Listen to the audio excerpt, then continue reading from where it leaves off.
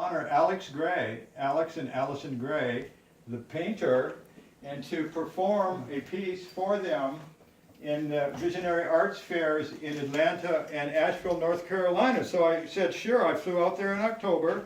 And the last chapter of this book is called My Reflection on the Visionary Arts Movement. So my piece tonight is based on that event. And I took this painting here. This is called World Spirit. I'm going to pass this around. There's one here, and there's another one here. So the same book. So you'll know the painting that I spoke about. And what I did is I compared my visions at the Tibetan monastery with his paintings. So I welcomed them to the dinner party, and I said my performance reflects on World Spirit in his book, The Net of Being, the page.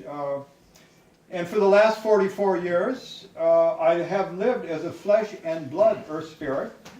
It's like I stepped out of an Alex Gray painting, and here I am with you in Hidden Valley tonight, performing. What happened was this, the peak mystical experience of my life was meeting the goddess in her worlds. And the Tibetan masters encouraged me to sit in the attic of the Gompa for prolonged periods of time.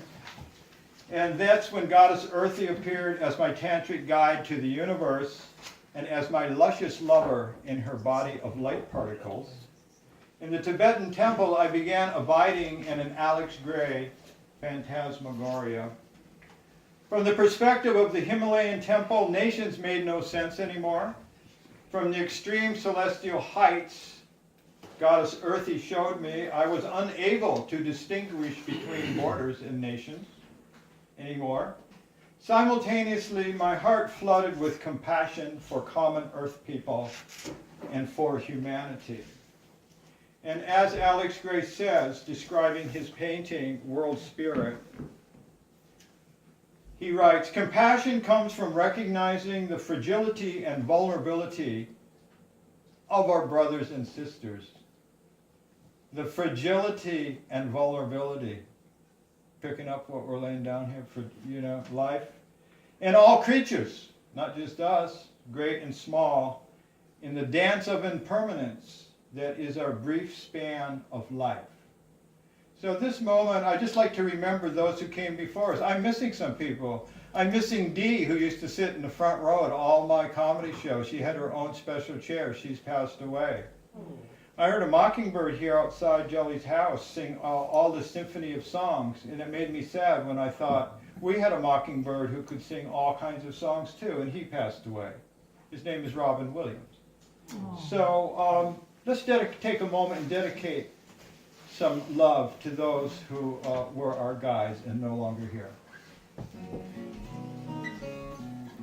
Trips with the goddess in the light worlds, and she took me to the source of creation and destruction, and to enlightened horses galloping over endless cosmic oceans, far beyond dimethyltryptamine, and LSD, and psilocybin, and ayahuasca, though I love them all also. So, it's kind of easy when we were the hippies, you're getting these head trips, I'm an earth person, and save the world, and no more hunger, and the Bangladesh concert, and all that. But if you just stay there in the heights, and you don't bring it down, you don't root that realization into the earth, into like legal levels, like do it all the way, go all the way, you become spiritually top heavy, and your trip will fall. So to root my visionary experience in the earth, as a 24-year-old wearing a sarong, mala beads, I went to the U.S. Embassy in Madras and legally renounced my American citizenship in front of embassy witnesses. This was a legal act. And it was approved by the State Department and by Henry Kissinger. So after all these legal statements of legalese that I'll probably never be able to return to the United States and, all this stuff, I says, okay, you have to actually read it out loud. in front of witnesses. The moment finally came when I was allowed to express my plain and simple truth, like why I'm doing this, like what's up with me, So because I didn't know whether I was going totally mad or I was like having a planetary sort of transcendent breakthrough. I wasn't sure. Anyway, I knew it was historic, at least for me. So I had this little beat up $40 Sony tape recorder like we used to have in 1971. I put my little teeny microphone on the desk of the US ambassador. So this statement would be recorded forever. And so this is it. My reason for renouncing my American citizenship and all citizenships, all 200 nations, the whole thing, just, And so to express myself, I just said, Ambassador, I have a deep love for Earth and humanity. I make it simple. To and which after and there, and I said, look, okay, this is it.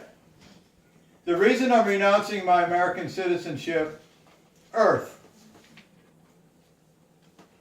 We human beings are realizing, this is an exact transcript of that moment on July 8th, 1971. We human beings are realizing that our world is indeed a world.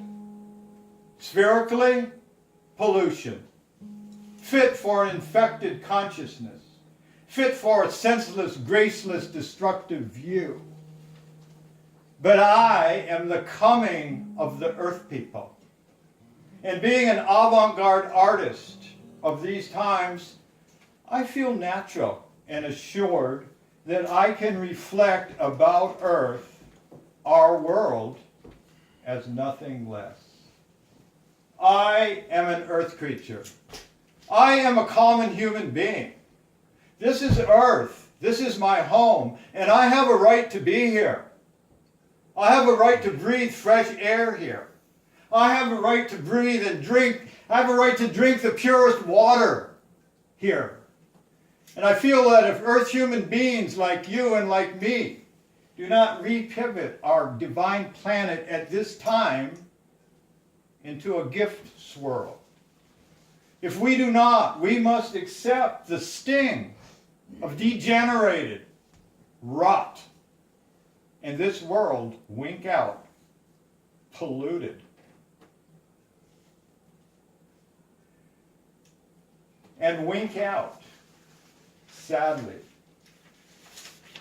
And the grains of the wind shall whisper of our unfair distribution of water, of a species spent in an unfertile probing. My travels in the Orient blew my mind, especially to Tibetans up in the Himalayas. But is not our Earth a mind-blowing planet whose life, breath, gift of existence we share?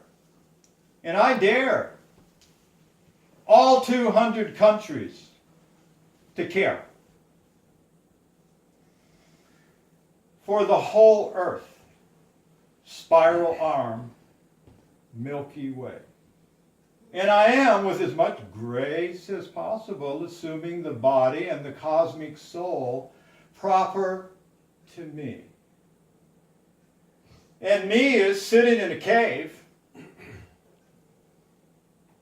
praying to a candle, nurturing my water song along.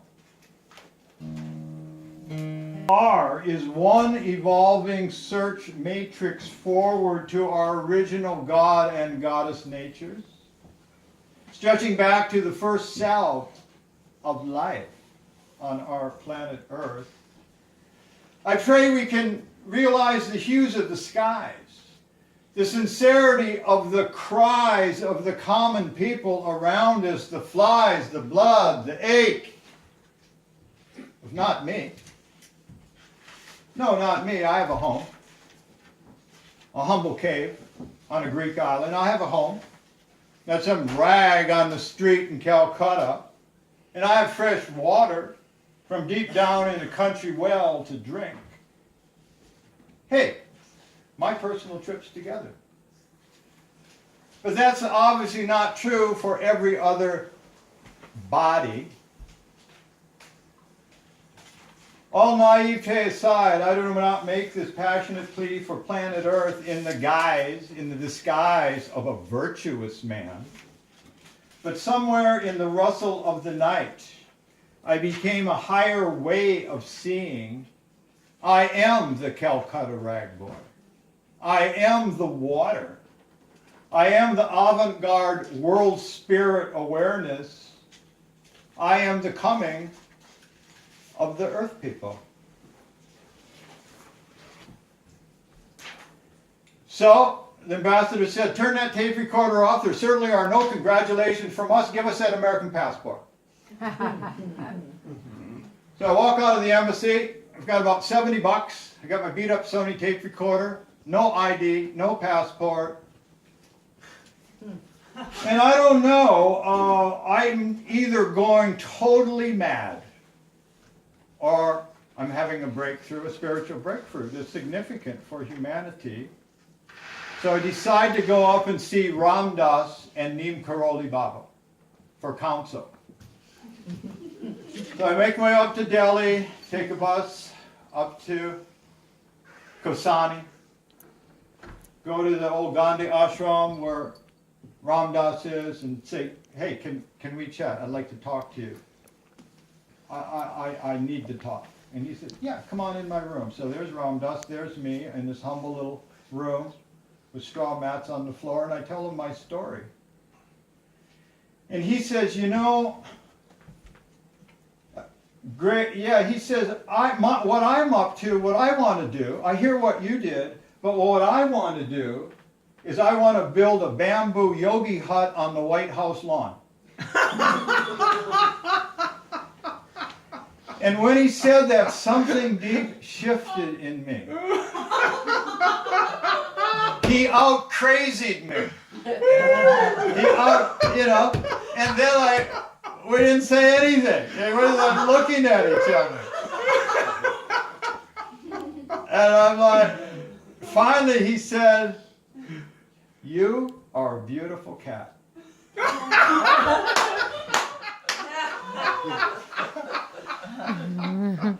And I said, you're beautiful. And we both rose spontaneously, namaste.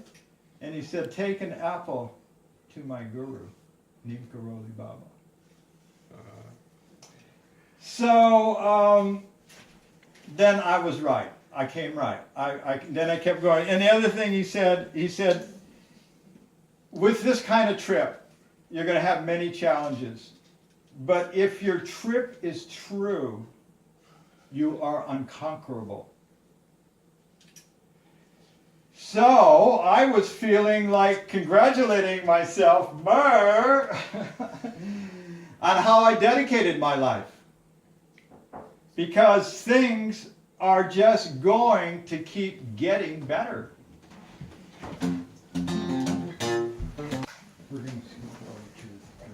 Okay. So when I came back to Europe after like 6 years in Asia, came back to Europe and I first witnessed the paintings of Alex Grey. My world spirit, my inner earth spirit, recognized his world spirit in the scenes I had privately experienced at the Tibetan monastery in the Himalayas. You saw the picture in the book I passed around? To conclude, Alex Grey enlightens us with these final words. We are part of a planetary consciousness, an interconnectedness of all living beings, beyond gender, race, nations, creeds. World spirit honors the earth we share, acknowledging our common embeddedness.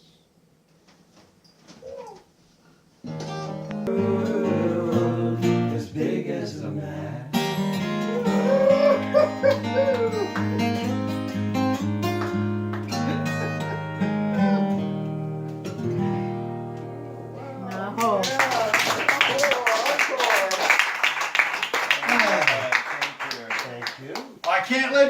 wait, so encore, I heard encore. Yeah, I encore. want to hear some blues. Yeah, Enough baby. of that spiritual stuff. Let's hear something to make us move.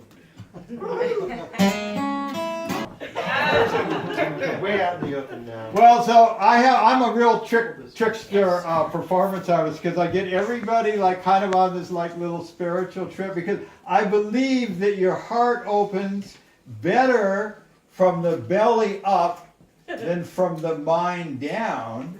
So I have a delivery device coming from the belly laughter, and my delivery device is named Tony DeJunko. Let's. Oh, thank you, my friend. Okay, welcome back. Crazy, and thank you, Jelly, for hosting us. That's it.